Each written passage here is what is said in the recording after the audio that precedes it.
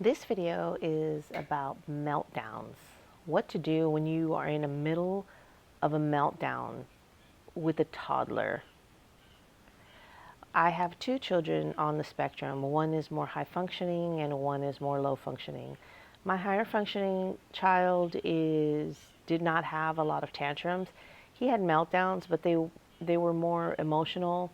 He had a hard time dealing with disappointment. He didn't know how to deal with disappointment.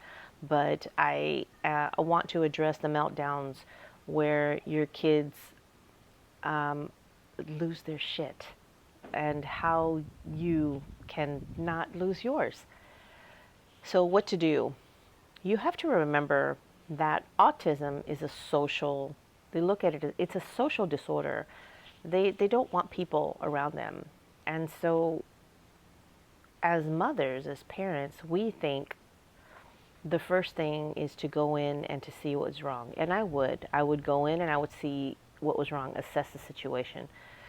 My daughter is nonverbal, so asking her, well, what's wrong? What do you want, sweetie? What happened? That didn't serve us. So if you can do that, go ahead. But I couldn't do that. I had to assess the situation. So I was always playing detective, looking at things around. What did I see? If something had fallen or come apart or those kinds of things. And then I always kept my eye on her. I knew what she was doing, what she was watching, what she was playing with, so that way I could better understand. But there were a lot of times where she would have a meltdown and I didn't know what it was. So I learned how to stop trying to fix the problem and instead support her and just be there. Because, think about it. How many times are you in a bad mood and you just need to vent? You just need to release that energy. You don't want anybody to come fix it. They can't, even if they tried. You're just, you're having a moment. Well, your kids do that too. Okay, so I learned that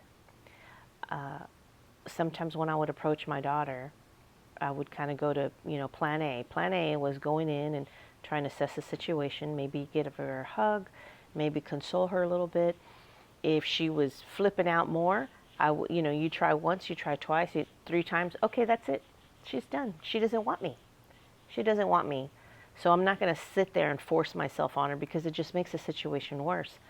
So I would leave because you have to, I do apply ABA therapy, and so I understand the concept of you don't feed into it because it just fuels the fire. So if you'll notice with your kids that are in the middle of a meltdown and you come in and you try to assess the situation and maybe you're asking what's wrong or what happened or trying to get some details and they get even more angry, even more upset, that should be a red flag to you that you're not helping the situation. Exit the situation. Get out of it. The other reason you want to do this is because if you stay and you make them even more mad, what they're going to do is they're going to start hitting you and smacking you and biting you and doing all the things that are bad to you. And as their caregiver or as their parent, that's not acceptable. And so do not allow it to be acceptable. I never did. And the moment that I was maybe consoling and she would lash out more, I removed myself from the situation. I would just unplug the way you would unplug an appliance from the kitchen. Just unplug and walk away. Because when they're in the middle of it, remember, misery loves company. And so she's trying to engage you into it. And that's an unconscious behavior. She's just trying to figure it out and she's trying to get you to help her. But she needs to be left alone. So you extract yourself, you pull yourself out of that situation. And then it doesn't mean you go away forever. You come back. Give her a minute and see what happens and then come back. I would come back and I would stand far. Like I wouldn't come all the way into her space. And I would wait and see. And maybe she would look at me. Maybe she would, hint with her eyes or her face or her body language. and then I would try to come step back in, and then sometimes you try to come step back into their circle, into their space, and they're like, "Wah!" Oh, okay, fine, and you just turn around and get the heck out of there. They don't want you in their space. They're trying to self-regulate.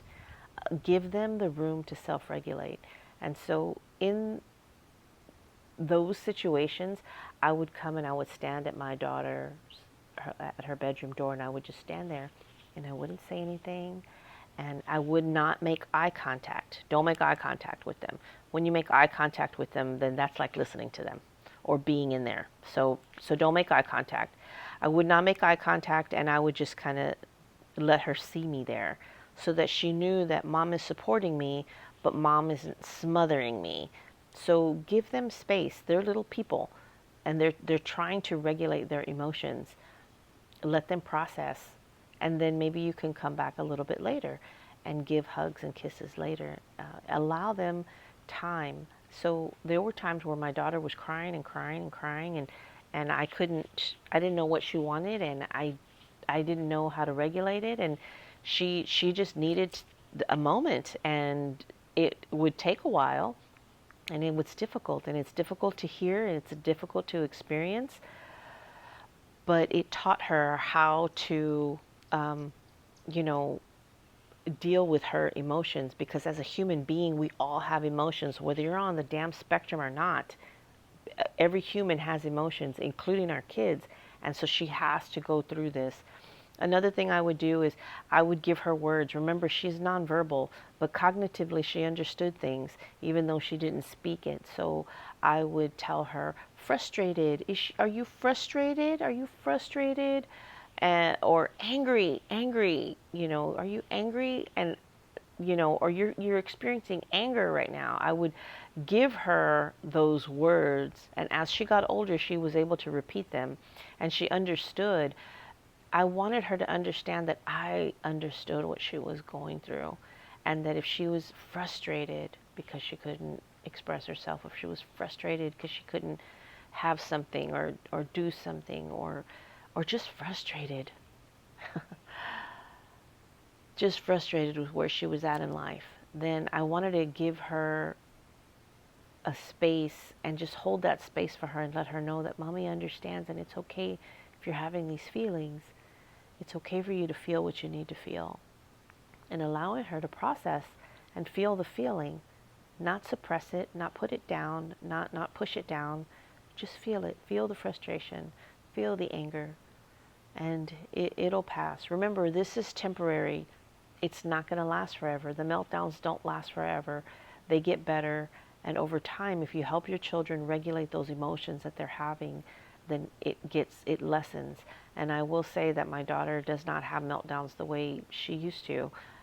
Definitely not the way she used to when she was a toddler. So I hope this helps. This is Autism Alternative Journey, dealing with the meltdowns without a prescription, without medications. And so if you're here for it, then I'm glad you found me.